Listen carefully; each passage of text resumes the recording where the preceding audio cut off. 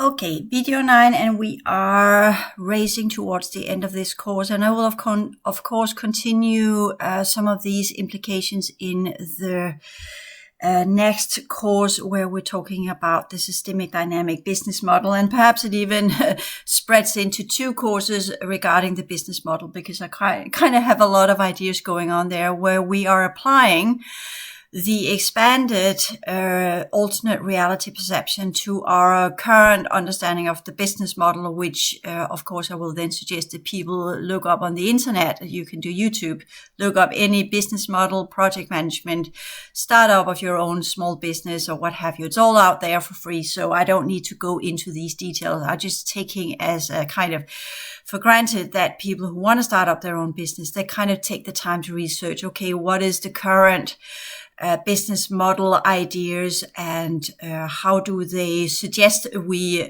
manage this within the base program. And as you know, I've done that 25 years more, 29 years ago. Sorry about that. So I kind of know that one. So I'm not going other than it's just implemented into my line of thought, and it should be as well with you. But also when we talk about business models, people, there is this kind of a little bit, the more you know about something, the more cautious you be about starting up, because you are seeing all sorts of implications of why it is difficult to do this. And it is, of course, the truth that the less you know about something, the more head on you just deal with the issue, and you'll just solve it as you move along. Whereas when you know a lot, you'll be more cautious because you know that it's so much more complex and there are so much more implications to it. But I'll just put it out here. As things are today, in the olden days, yes, if you were to do a business that had a location in some parts of a city, and there were other similar businesses on that street, of course, that would not be the perfect street to do your similar business, because then you would be in hard competition with the already existing businesses, and they would already have their foundation, solid foundation, and the customers would already be accustomed to them, so to speak, customer accustomed. So perhaps for the curiosity of the new things you might offer, you would get your little selection, but the percentage of customers will already be taken. Therefore, it would not be a good place to place your business. But we are talking about online businesses. I don't really recommend, we would call it solid state business, as in kind of doing it in a building. And I got the same advice when I was thinking about creating my school, and I always been kind of in contact with some higher order sense of something, and the recommendation or the intuitive feeling, because that's how it is for many, it comes as intuition or dreams, but actually we are communicating with some of the either factions or the species that are here on our planet. Until we kind of learn that that's what it is. Our intuition is not always just our own, but actually when we wake up, wow, that's a brilliant idea. Probably a reason for that one. But it's not just because the neural network during your dream time has put together a series of information and then come up with that synergetic grand idea. Sometimes it is, but most of the time, in my experience, it is because we are part of a very large system of a hierarchy of other beings that are determining quite a lot of what we can do with our lives. And I want to go into that one as well. But what I want to say here is, for us, we do online businesses. We have a whole world as our marketplace, 8 billion people with each and one of their own preferences and their own likabilities and what they feel is important for them. So that's why we will save the cost with buildings. We will save the cost of rent and all of these things, even though you say, well, they are tax deductible. Yes, but you still have to earn them. So therefore you have to earn more to have a location, which makes it easier just to do it online. And that's why there's so many self-made people out there using social media as their platforms for their business, and have developed a new business model that technically goes with, well, you're not buying my product, you are technically buying the representative of the product, and that's me, and you're aligning yourself with me as your quote unquote role model, as someone you want to be, and then you buy my product. So when you buy my products, you pretend that you are me. So we're here having what we would call marketing of idols and personalities, and less by product. Products are connected to the personality. And that's the new type of social media marketing, and the new way of representing yourself and your product. And I could do much more about that. I started that way and people related to me. And I would say I had probably more newcomers when I had my face on, for instance, my YouTube videos. But as you learn to work with energy, you also understand it's not about getting tons of likes and a lot of people to buy your product. It has to do with a lot of more delicate and complicated things, which is what happened when I went to Australia. So, not that my misfortune, so to speak, has come with me being aligned with the Arcturians, not at all. I would say it's probably more complicated than that. It has more to do with, just to finalize that one, am I aligned with the Arcturians today? No. The group that wanted to get into Australia, as I said in the previous video, they failed because of the Orions took over. Now, Australia is becoming part of Asia, and it is we are seeing it, they even have a Chinese or a foreign minister, I think she is. So they are the Cyrenaes down there that is on the top position right now with the Labour Party, the Ants. They are aligning themselves with Asia, with China, and with India and that whole group. And I already spotted that when I was down there, because the first city I lived in where I went home traumatized, the ones that attacked me the worst were the Chinese factions. I was living in a residential area that was, when I was out walking, what I most encountered were Chinese people. So that was an area of a lot of big houses that had been bought up by the Chinese. So that had become a residential area mainly owned by Chinese people. Not that Chinese are bad people or anything. We're talking factions here. Humans are always a tool. Let's just put that in. Humans are a tool. We know that from mythology. We know that from ancient history. No matter where you go, humans are under the ruleship of the gods, and the gods are the aliens. End of story. So that's part of our discussion here as well, because what I'm trying to do, as I always did, even when I was in normal base program work, I don't care who and what you are. If you are leading something, I can't respect you. You're not my leader. You are an equal, and I am just as equal as you are. I just have as many prerogatives as you have. You just have a different position that I have, but that doesn't make you superhuman, okay? You might be the boss, but when it comes down to it, you're still an asshole, you're still a jerk, you're still driven by your personal desires. And the reason why you're boss is because you just technically want to go into power. And that's not okay, because you are driving your flock, your herd in a complete wrong way, and you're doing it to sustain your own personal desires of calling you the boss. And that is not boss material.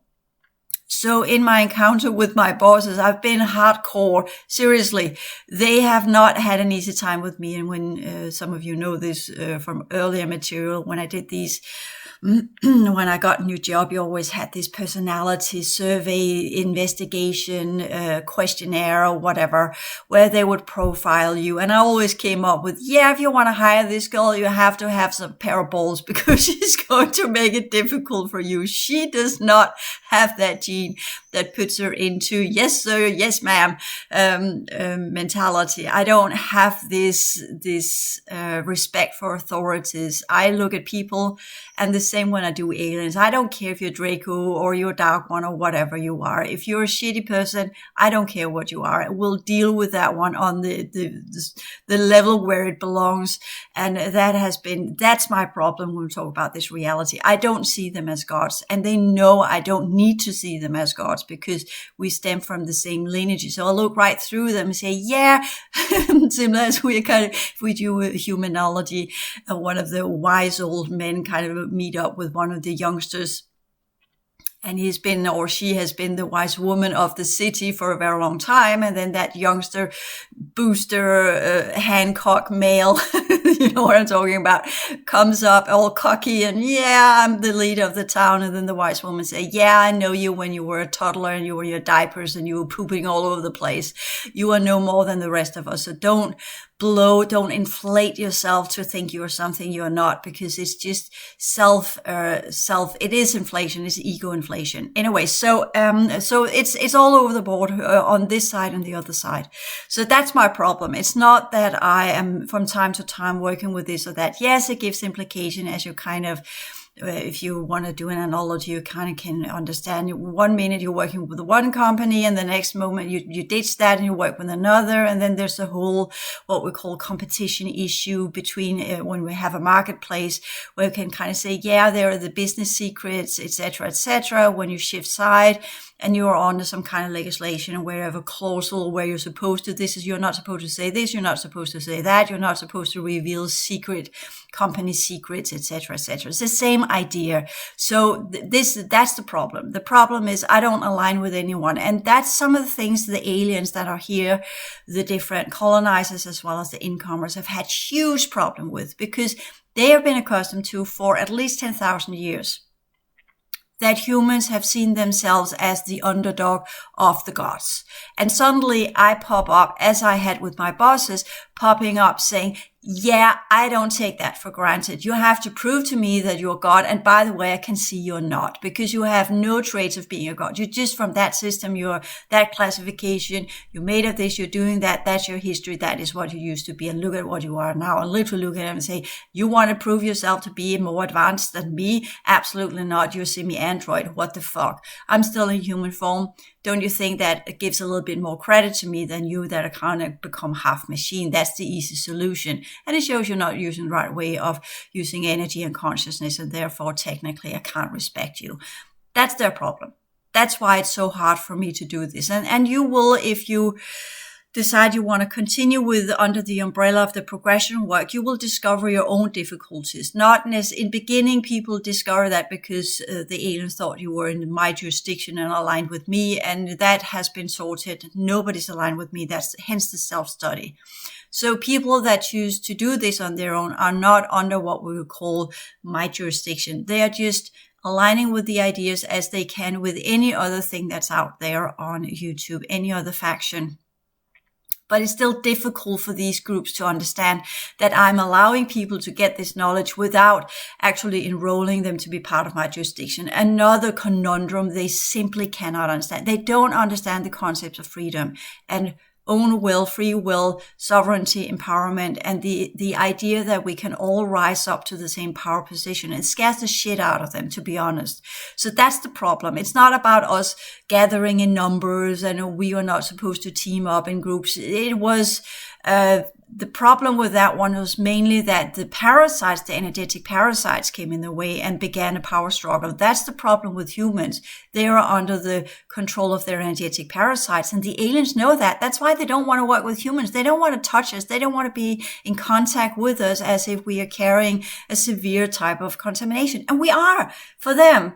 But they can use the energetic parasites to control us, and they're linking these up to the technologies, because most of the parasites were originally a kind of symbiotic package, or let's call it a package of replicated genetics that then got attached to cube technology. So because nobody administered it, then it eventually developed into some kind of being, and that's most of the energetic parasites. And that's what happens when energy and consciousness are left on their own. They will develop into some sort of being, but if it's not administered, it becomes a very weird being.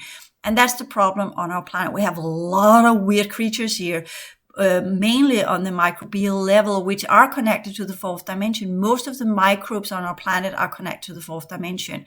So life did not arise in water by the processes of evolution themselves. It arose because there are technology connected to it that forces this to go into some kind of life form. Anyway, another side of all of if you want the great answers to the great questions of our human history, the moment you add in alien technology and you see it's not just about, oh yeah, it's alien technology as a kind of, and then you don't know if people ask how.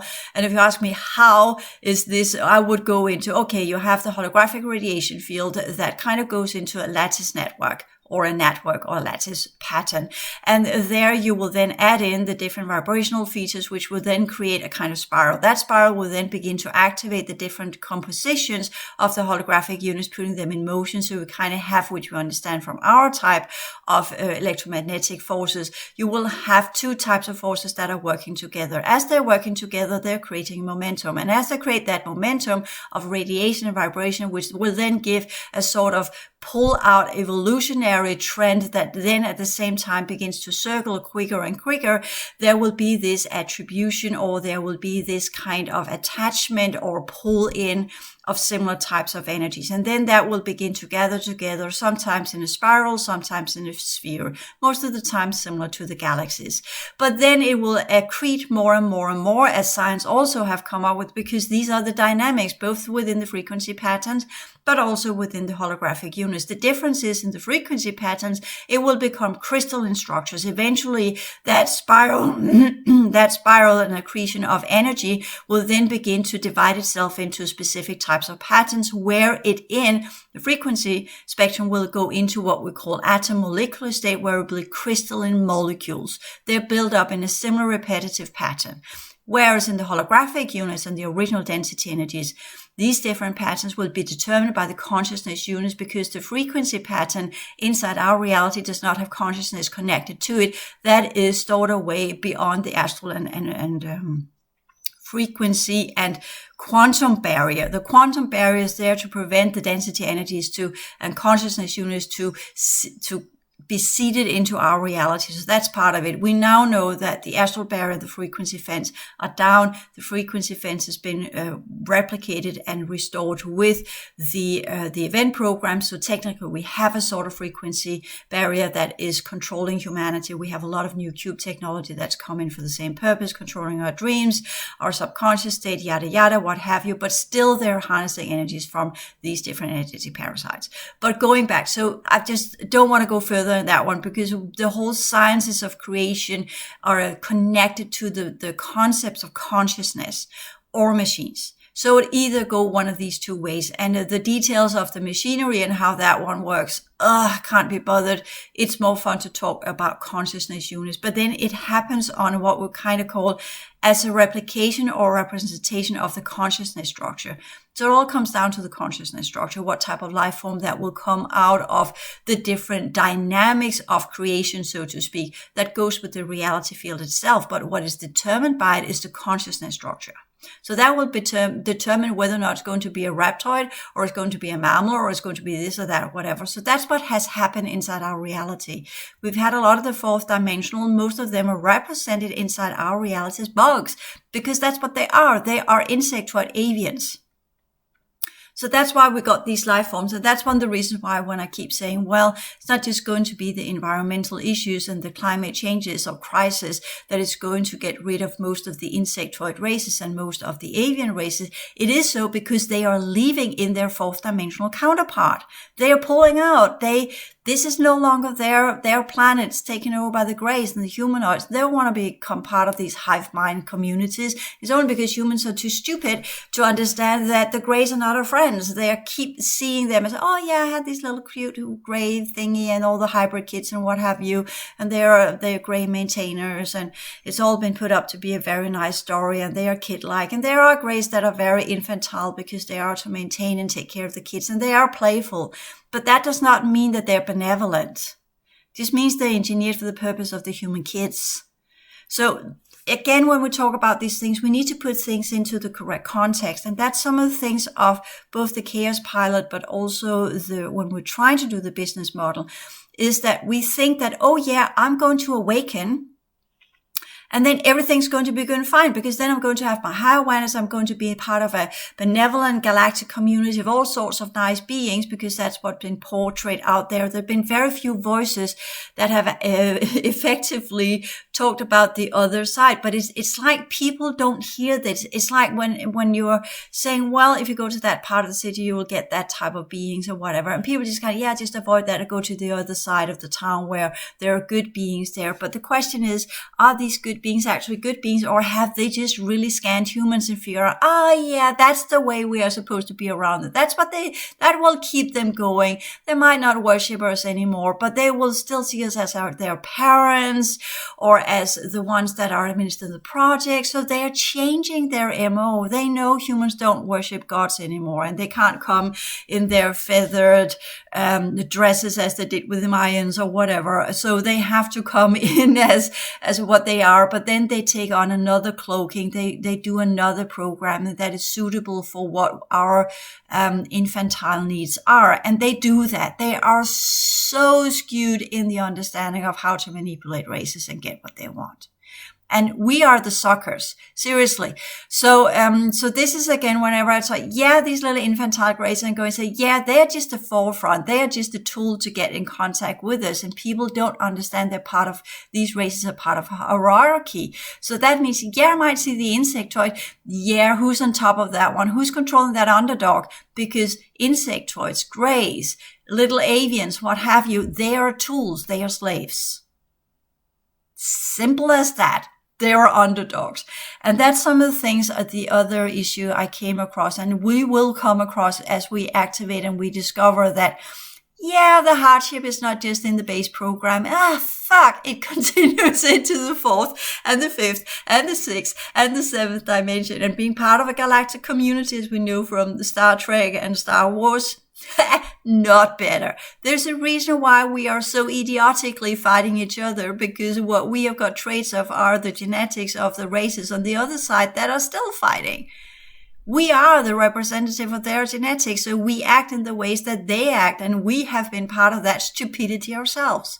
So that's the hard wake-up call, as in kind of, yeah, you want to activate an ascent because you want it to be better, you want to escape this reality, and you suffer from this idealistic escapism. So you think that if you go into the spiritual realms, everything will be good and fine. That's just the rabbit hole program. So you go there, that will be good and fine. But that's same as going into retirement. Go in there, you go into bliss. It's like you go as a kind of, which one is not actually Alice in Wonderland, because that's not particularly good when you really look into it. You think it is down the rabbit hole, but there's a lot of horror going on there as well, a lot of difficulty. And she's not really happy about being down there. There's a good friend, but he's confused, the rabbit and all these kind of, or the bunny or whatever. Doesn't matter. So it's not really, oh yeah, that's good and fine. That's a good way of showing, yeah, you have different groups there where sometimes it's very dangerous, sometimes it's not, sometimes you eat a cookie, you become very small. Sometimes you eat another cookie, you become very big. You're too big for the space, you're too small for the space. So I think it's a good representation of the fourth dimension. Or you can just say that the one that made it were high on LSD. You decide yourself, because it's kind of the same screwed up inner universal universe representation. So I would probably say what could we, I can't remember. I have something in my mind. It might pop up later on, but Alice in Wonderland keeps coming away, because that's the one that, Dorothy, Over the Rainbow. That's the one I wanted to go with. Over the Rainbow, The Wizard of Oz. That is also a representation of some of the things that, again, what is going on there. You could say it was kind of a dream analogy, because is she dreaming, or was she really there? She wakes up and she thinks she has been in a dream, and the friends that are around her were represented in the dream as the Tin Man and the Lion Man and the Scarecrow and these kind of things. And then you have the Wizard of Oz that is sitting there just being a little tiny man pretending to be something really big. And that's also a good representation of what's going on here, even though, again, highly psychedelic, right? So, but with that said, we have had, from that same time period, we also had the invasion of ants and all sorts of things. It has been tried to be represented, the body snatchers, etc., etc. We have had the movies that came out in I think it was 40s and 50s and what have you, when we had the whole UFO kind of thing. And psychologically speaking, people would say, oh, that's just because that was a new branch of psychology that kind of woke up. Or was it actually a warning given to us as in kind of, yeah, this is what's happening? But people are just saying, oh yeah, that's just a movie universe. And now today, with the event program, the different groups are actually literally using the movie universe and all of what we call entertainment to dumbify us. It's no longer activating us, it's dumbifying us. They have used it the different way. That is my rough opinion of what is being produced right now. And I'm actually looking at some of the things that are coming out, and I'm looking at the way humans behave, how they say things, how they represent themselves, how they show themselves. Sometimes a little bit, are you being sarcastic? And I'm not really the good one that understands sarcasm, but doing that kind of thing on television, I watched one with one of the newer ones where they look into the movie cliches of Hollywood, and you had Rob Lowe to present it. And was he sarcastic, or was he really just being himself, very arrogant? I'm getting very confused. And then I had people saying things that they wouldn't have said 20 years ago, would be completely unheard of. But there is, of course, also this build-up of when we talk about people of color, different, doesn't matter if they're brown or black or blue or whatever, it doesn't matter. They have been not treated very well for a very long time, and they're beginning to get a voice now. They're being allowed to say things. It's similar with women. As me, for instance, you wouldn't have heard me say 10 years ago, just blasting out the tiredness of the general male population. I know there are good guys out there, but there are fucking few of them. The rest are just so screwed up in their testosterone-driven, Y-chromosomal, male, stubbornness, chaos makers mentality. They can be nice, but when shit hits the fan, it all comes down to it and you begin to live with them. It just... So I prefer them as friends and colleagues at a distance. I'll take 1 hour a month of you. I'm fine. That's what I can deal with the male infusions. Females took me a long time to learn to deal with. I remember when I was younger, I actually preferred males there. I had a lot of male friends. But the older I grew, the more these males just got so solidified in the whole porn and sex and and I just kind of, I can't, you're not a human anymore. You're driven by something else. So that's not very interesting for me. And I'm not allowed to be a clever girl. You don't know how to be around me. So it just kind of crashed, this whole entanglement when things fall apart, just to put it in context. But females have their own issues, but I learned to play their game, and they're a little bit easier to reason with. And sometimes they're actually very caring. So that at least you get something out of having female friends. They care about each other. Males, not so much. They have their own ways of doing it. I know how males work. I've seen it. I know how they take care of each other and what have you. But that's not enough for me in any form of relationship. If I have to have a relationship with anyone doing what I'm doing, I need someone who understands me, who grasps me, who are accepting me as I am. And at the same time, have that kind of, let's take care of each other. Let's help each other. I'll listen to you. You listen to me. We support each other. And you're good. Give us general feeling of you're good, you're fine. Whereas when I'm around men, most of the time, they don't know how to give that to others because they don't know how to give that to themselves. Females don't either. But generally, when I talk with females, they are working on it. They're working very, very hard because we have always been the underdogs. So we have always been used to scrutinize ourselves when we come into these unfortunate situations with males, and we ask ourselves, was that on my account, or what the fuck happened here? I came in here. I came in like that. Did I do something wrong? So we have that innately in us. We ask, did I do something wrong? Men do ask that question, but then they kind of, they compartmentalize it. No, that was just the situation. That was just this and that. That was the other person's fault. And then they move on. They don't evaluate. They don't scrutinize. They don't go in and say, perhaps I should change my ways. That was a little bit too jerky, wasn't it? Oh, a little bit too diggy there. I probably should change that one. There are males that are beginning to do that, but they need to get up to speed with that one much, much more and learn to steer and direct their sexual desires. Females are not driven the same way. There are few that are. And these kind of things would not be said so lightly years ago. Females, then you were feminist and just kind of, you're lesbian, right? So they were just categorized that they were shut down. So this is changing, and it's changing in movies as well. I think that's good, but it kind of leaves us with a huge problem. Now we're just talking about it. Now we are just making a little bit fun of it. We are putting it in there, here and there as a little bit of what we could say, in movies, in movies it's okay that males are stalking females because that's kind of romantic, but in real life, not so much. So this is coming in movies, and you're seeing these political convictions that are beginning to bleed through here and there, which is a new trend in Hollywood, let us just call it that way. And it's always been part of what we call Scandinavian movies, but we have a different approach to politics. So it doesn't come out the same way. We've been okay with different forms of gender orientation for years. We've been because we work psychologically, at least in Denmark, to a large degree. But just 30 years ago, it wasn't like that. I remember that. So things change, people change.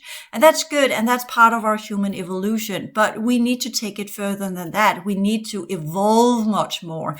And that's where men on a general scale are still 100 years behind, and there's a huge catch up. And as I explained in the call outs, will go in, and as well as in the perception logs and other places, because that when we go to the biofield and look into the sciences of this, it's because of the Y chromosome, and that's the huge problem for many of the incoming races that are coming, which is why you're seeing the hybrid kids have a non-gender or non-gender orientation. They're trying to weed out the Y chromosome, because that's the Neanderthal, some of the Neanderthal groups that were re-engineered for a very specific purpose under some of the overlords that were to maintain and keep up the enclosure under these Y chromosomal directed, aggressive, negative oriented, dark infused male personality types.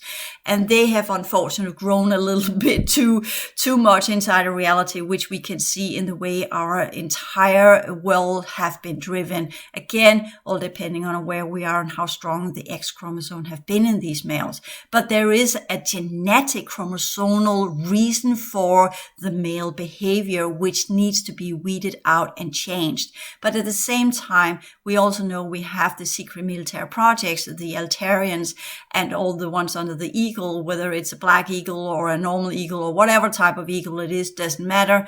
They prefer that aggressive gene. They're not ready to let it go. So they've been trying to re-engineer that one into a reptoid version of it, and that has not gone well either. So we are having these weird experiments going on where they're trying to preserve certain traits of humanity and at the same time trying to weed out some of the things that either gives us too much power or turns us into some very horrifying monsters, which will then be stuck in the racial grids, the imprint of it, and then pop up from time to time when babies are born, and having that correct energetic fetal pattern of their parents, which will then allow these features to be born into humans, which is a mess and will be continued to be a mess in the future as the old world order programs one by one falls apart and they can't build new ones because the new ones are not engineered for our prototype, so to speak. So our vessels will either change or decline and cease to exist, or become something that is really fucking scary. And that's one of the things that Noah, the New Order of the Ages, were working with, which is why they call themselves the Noahs. And their arcs are sub-oceanic and on Mars. And that's some of the things they have been dealing with, trying to solve that equation of, okay, if things are going this way as they are with the accretion of energy and with the density energies coming in our way because the old world order program is falling apart, the dark ones lurking right there, ready to take over the males with the Y chromosome that doesn't have an activated heart field. And we have the underworld forces that are rises up. Means the cycle 2 kind of racial grids that goes into both females and males. What scenario will we then have there? And that's the origin of the scare of the many zombie movies, because that's technically, we will have people that are having some enormously primitive features that were running amok in the second cycle, which is some of the subconscious memories that horror movies are made of. So there are these where humans are hunting humans for food, cannibalism and these kind of things, because that's some things that happen in the second cycle. So nothing is fantasy in this reality. It is this weird dreamlike representation of things that are then getting highly distorted because it has lost its root of its origin, its scientific origin, and then it becomes mythology or dream or fantasy or horror movies or something that we represent, but it comes from somewhere. It's in us. There's a reason why people make these movies and write these manuscripts. Where do they get the ideas from? Okay, distorted within their personality matrix, but it is a vague memory from something. Nothing comes out of nothing. This is a fact. Yes, we can build on something that has risen up, but it was already in the Hindu mythology. You have the Arupas of the underworld that are dark souls that are eating other souls. There's nothing new. It's been there for a very long time. We have it in Sumerian mythology as well.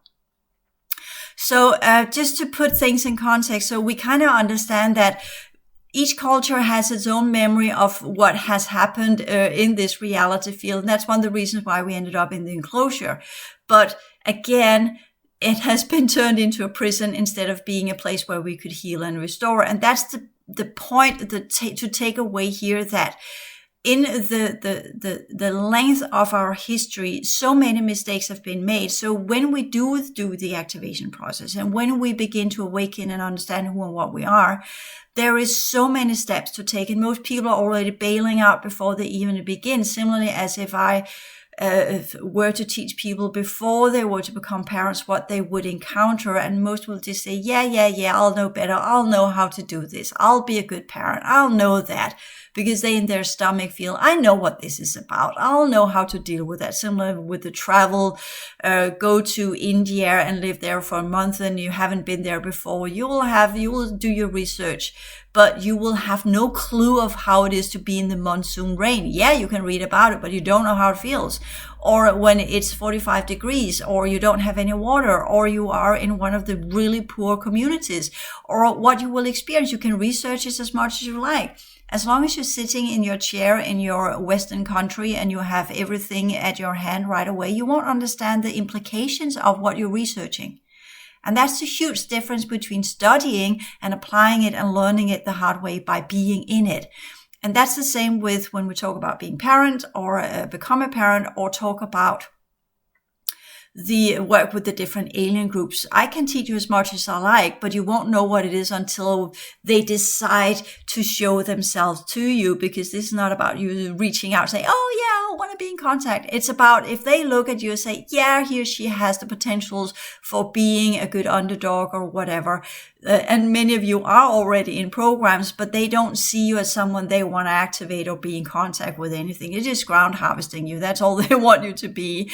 But if you do have some sort of reason or whatever's going on, doesn't matter. It could be that the underdogs are suddenly discovering you have the potentials. Perhaps they could get further into a human form or whatever. They always contact with a reason. There's always a reason why they're doing it. So it's not because that we are special and they want to be in contact with us because we are special. It could be, when we talk about being special, it's more like in our ancestry, it's more in our lineage, it's more in our type of DNA. And sometimes they need to be in direct contact so they can activate us. But most of the time they're cloaking this. And only if you do clear yourself enough of your energetic parasites will you be able to notice this. And then eventually they will discover that you do notice them because you cleared yourself so much. And then they will do whatever they can to cloak themselves again. They will adjust their program, put you on new timelines, put in new types of energetic parasites, lower your energies, put you in situations where you're around people that will wear you out or take you out or wipe you out. It's same drill. So that's also when we talk about being a chaos pilot, as well as when we go into business and we go in doing the progression work and our attempt to become part of the original solar system, humanities and their psychology and their technologies. And that's where I keep pushing. That's where I want to go. And that's what I get in glimpses. And then they wear me out and take me out and make sure that I'm put down to the bottom of the food chain again in different series of incidents that ensures that I get energetic and genetically aligned with the low levels of our base program, like the rest of humanity. And that's the yo-yo movements that we are under and the dynamics we are under all the time when you do the progression work. More so if you're trying to create a business that technically will grant you some sort of leverage.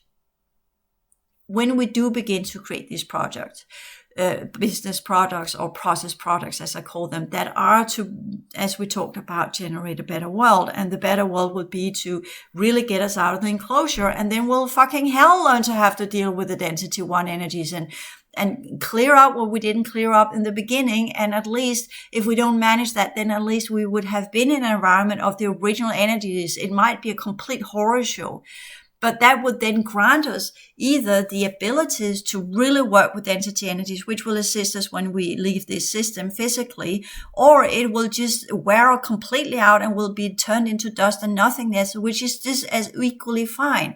Because one of the things I think is the worst part about the enclosure is that we are in in-between state and we don't have any real power over our own destiny. We are left under the control of others. And I don't like being in control under others. That's one thing with me. I don't like. That's why I don't work well in relationships. That's why I'm just kind of, friends from time to other, but still not really, I'm there for you, but we have this loose connection. I don't like to be tied down in any ways or forms. I thought I did because my mom loves that, so I have her genetics. But my true personality is a loner. As I've traveled around so much on my own because I developed to that level where I could. And most of my lineage and my team is gone. It's completely, they succumbed to the timeline event. So I've been used to being alone for a very long time. And I'm highly suspicious of what's going on in this universal matrix because that's what I have been accustomed to. That's what I've learned. That's what I've seen. And it's still playing out. And because I know what to look for, I know the signs of it. So I call it out even before it actually is. And you'll say, well, that's a projection. You're not even giving it a fair chance. I did try that in the beginning of this work. And trust me, I got smacked so hard by it because that is not what's here. And when we talk about normal people that are on one level, yes, very kind and very nice, stress them out. See how kind and nice they are when they get stressed out. It's all about what's in our luggage. It's all about what happens when you reach the primitive levels of your brain neural network that goes with the instinctual and the levels of your limbic system. How do you respond in an extreme stress situation? How do you respond when you get possessed? How do you respond when one of these factions take you over and push through with their energy? How well equipped are you to block it and stop it and step back and say, hey, something is going on? That's what counts for me. I don't care if you're nice or you're direct or you're a nerd or whatever you are. It all comes down to the situation of what happens when the factions look through because they know what I am and what I can, and they present themselves. How do you respond? Are you aware of it?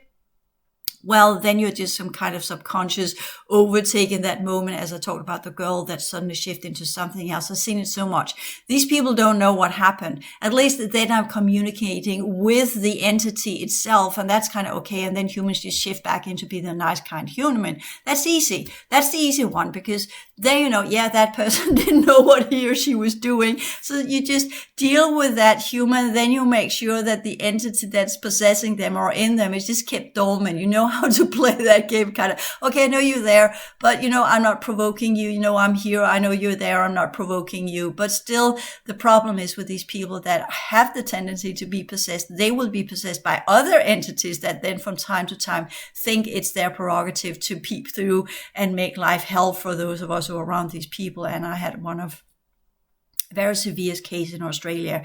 So where different types of entities came in and the child just changed. She morphed with these entities and her behavior was complete, either mermaidy or cricket or weird. She changed so many fucking weird things just kind of because she had so many different forms of genetics in her. She was a real malfunctioning hybrid project experiment under the military factions down there. Really severe, too many replicated genetics, and she shifted between these. So that was, and she was a nice kid. Nothing to do with the kid, all to do with what was running her body. And we'll see more of these as these programs break apart because they just went over the top with the genetic modification. And then that thought, oh yeah, let's add more in. Instead of doing more pristine types of genetics, they decided to do quantity instead of quality, and that never goes well. She had a composition of 18 different donors. 18 fucking different donors. What a fucking mess. I tried to clear it out, completely impossible. The only one that technically could do that was the mother because she would be in alignment with the same type of genetics, but she would have to activate on all 18 levels to be able to clear them out. And that, I wouldn't recommend that for anyone, but that's one of the reasons why, that woman, the mother, that was one of my friends, it just became very too complicated because of the kids. So suddenly we are in this weird scenario where the alliances we make with humans are not always ours to make because humans are controlled by something else. So that's one level of it. And then you have the other one that's more complicated, where the entity is operating directly through the human. It's not this kind of where the human just channels the entity and the human set aside, but we are having a human that's so blended with that creature that when it decides, yeah, now I need you to fuck off, they're literally using the human to do so, but in a very malicious, disgusting way, which you don't notice until you take on your double awareness. So you are having this, as I experienced with the male in Australia, I was having these severe discussions with him. We are arguing to the top of our lungs. And I did not notice the amount of dark coding that came from him when he did that until afterwards, when I was dealing with the ramification. First, I thought it was because I was sad and it was horrible and I didn't like to be in these wild disputes arguing spiritual or my teachings, which was unheard of. It's not to be argued, but he would go into that and he would lose it. And he came from a family where they were arguing all the time. So he was really accustomed to it. I come from a family that was arguing all the time, but that was typically between my mom and my dad. And my dad would be the strong one, similar dark energy, and my mother would break down crying. That's how I did it with my ex-husband. He was similar dark energy and I would break down crying, repeating the pattern of my parents, which most of us do in relationships. So just throwing that one in there so kind of get, oh yeah, that's what's going on, and repeating what my mom and dad did, right? Because we're made out of our moms and our dads. So we're repeating their stupid patterns and their stupid programming until we learn to take control of it and clean it out. We're just repeating the patterns of our parents. So fucked. Anyway, so putting in our variation of it, of course, because we have our own features to go with too. So we are doing the pattern that we have learned, and then we put our little twinkle and tweets on it so it becomes ours, and we don't really detect that. We actually just replay, rewind, replay what's going on between them and what's going on with us. So I did that with my first husband, or my ex-husband, because I haven't had anyone since. But the point being is that with him, we were having these arguments until I understood that I'm actually not arguing with him. It took me a while because I cared a lot about him. So it took me a long time. I thought it was all of his psychological issues, his rough childhood, his stepdads, all these kind of things. So I was working through all of these scenarios while we were arguing, trying to analyze what the fuck is going on here, until I got to the point where I was saying, fuck, I had not seen that dark thing in you, that hydra tentacle that is there when you shift into that one. And he became that thing because that thing took him over when he was in Bali. And I didn't notice that until it was too late. And I was too infected by it. And all of the arguing was to transfer these malicious gene codes to my energy system, which is why it took me 3 fucking years to get out of it, because I was under that negative energy for a very long time, because it cloaked itself to such a degree that I did not notice it, including, as I already said, my father had some of the similar Y chromosome. He's a nice guy. It's nothing to do with that. But when he got negative or aggressive, there you had it. So I just thought that's what we're dealing with, because our conditioned in that way. That's the clever way. They know what we have been accustomed to in our family dynamics. So they ensure that the ones that come our way have the same pattern. So it would take us longer time to detect it, because it just feeds into already existing childhood patterns we already have in our limbic system and our emotional field and mental field, which unless we have done a lot of psychotherapy, it will take us time to discover, they are just using the repeat of the patterns I have. And then we clear out these patterns, and then it's easier for us to go right through the cloaking and see, oh yeah, you have re-engineered him so he fits perfectly into all of my blind spots. And therefore it will take me 3 fucking years before I discover what I'm actually dealing with. And then at the same time, make me like him. Link me up using the Kali Ka code. It was so fucking clever what was going on there. And it took me a long time until I really discovered what was going on. Psychological side effect, a lot of trauma. Positive psychological side effect, I learned to deal with my father issues. Head on. So my dad is just now a nice old man. There's nothing that comes out of his mouth that can that affects me anymore. He used to be this kind of, I need to be around him in a certain way. I could never be authentic, but with my dad now, oh yeah, I'm so authentic. No need. I've done my dark battles in Australia over 3 months every single day. I know how to deal with that. But my first response was actually to go into this really depressive modality, because that's what happened. He shitstormed me so much, I got so depressed, and I was fighting my way out of it. And I felt leaving that as kind of being stronger.